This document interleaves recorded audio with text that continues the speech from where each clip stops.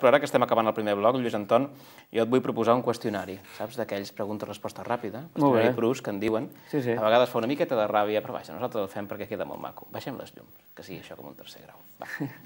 Quina és la teva paraula preferida? Jo sóc una persona que treballo amb les paraules i, per tant, la paraula preferida és l'última que descobreixo i que no m'esperava, no? Que en aquest cas és, per exemple? No, vull dir, n'hi hauria moltes. Jo és una paraula que m'agrada molt, és xalar, per exemple. On trobes la millor inspiració? La millor inspiració la trobo en la vida i en els llibres. Quin és aquell personatge que quan el llegeixes dius quina ràbia, m'hauria agradat crear-lo a mi? N'hi ha molts, n'hi ha molts. A cada llibre que llegeixo i que m'agrada, doncs, vull dir que no... N'hi ha molts. Ara, per exemple, per dir-te'n un, estic llegint un llibre d'un autor alemany, no és alemany, però escriu sobre Alemanya, que es diu Philipp Kerr, que ha escrit novel·la policíaca, però situada en l'època dels nazis, i que ho fa molt bé, i fa situacions, i presenta situacions molt bé. Philipp Kerr.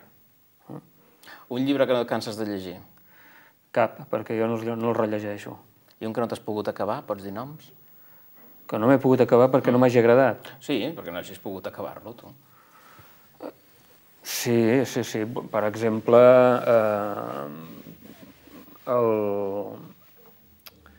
qualsevol de la sèrie d'En cerca del temps perdut, de Proust, o sigui, no...